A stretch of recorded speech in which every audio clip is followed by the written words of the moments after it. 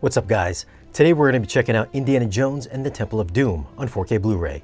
This isn't a review on the movie, I'm just going to share some of my thoughts on the audio and the video quality. Now let's go over a few tech specs. The movie was shot on film, it's got a 4K DI, it's rated PG, runtime is 118 minutes, aspect ratio is 239:1, and the audio is in Dolby Atmos. If you've gotten a chance to listen to Raiders of the Lost Ark, the audio is mixed the same way. This is another static mix, which means you won't have a bunch of effects moving dynamically around the different speakers. Doesn't mean it's a bad sounding mix though. Some notable moments would be when the ceiling starts coming down on Indy in Short Round. With this new mix, it now sounds like the ceiling is actually moving above you. If you don't have height channels, the effect would only come through the side channels. If you're a purist, you might not like the addition of more surround effects, but it does add to the experience. Another positive that adds to the experience is the HDR. This particular scene, and a lot of the movie, does happen in darker environments, and HDR does help to deepen the black levels, enhancing the contrast. I do believe this is the darkest movie in the franchise, and the enhanced blacks do give the image added depth. The shadow detail was solid throughout, with only the very darkest areas lacking detail. The specular highlights also get some additional sparkle. You'll see this from some of the lighting inside the mine, and those lens flares are pretty eye-catching. The dress Willie wears at the start of the movie has a bit more glisten, and of course the sunset shot really pops. And just like Raiders, there's nothing that's going to put your display's nits to the test, although that lava shot during the ritual might come close. Now speaking of the ritual, there's that scene where Indy takes the stones out of the skull. Right after he's about to leave, you'll hear those little kids yelling in the surround channels, and you'll hear some echo in the overheads.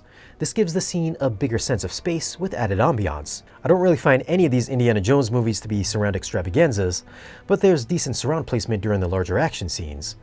I found the color palette during these outdoor shots to be much more natural looking over the 1080p version.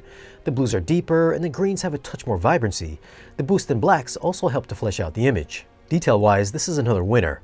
Comparing it to the older Blu-ray, you'll find some actual film grain in this.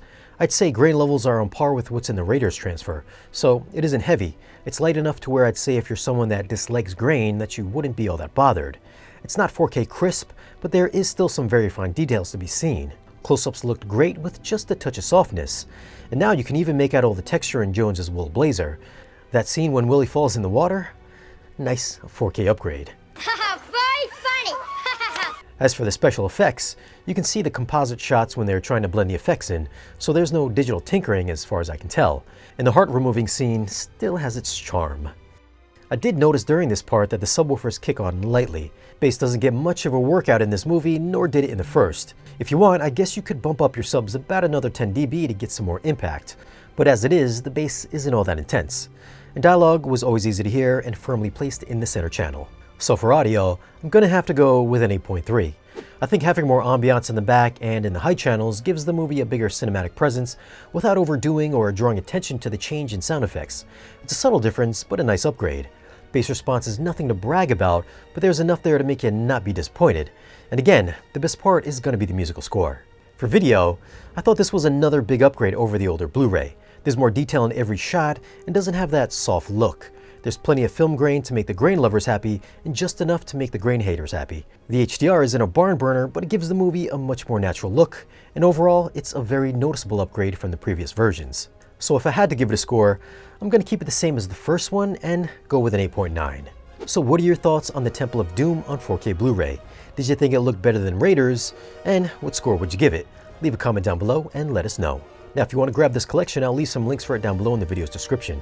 As always, guys, thanks for watching. If you want, you can follow us on social media, and if you want to support the channel and get exclusive content or great discounts on audio and video gear, then stop by our Patreon page. Be sure to like, share, and subscribe, and we'll see you guys again in the next video.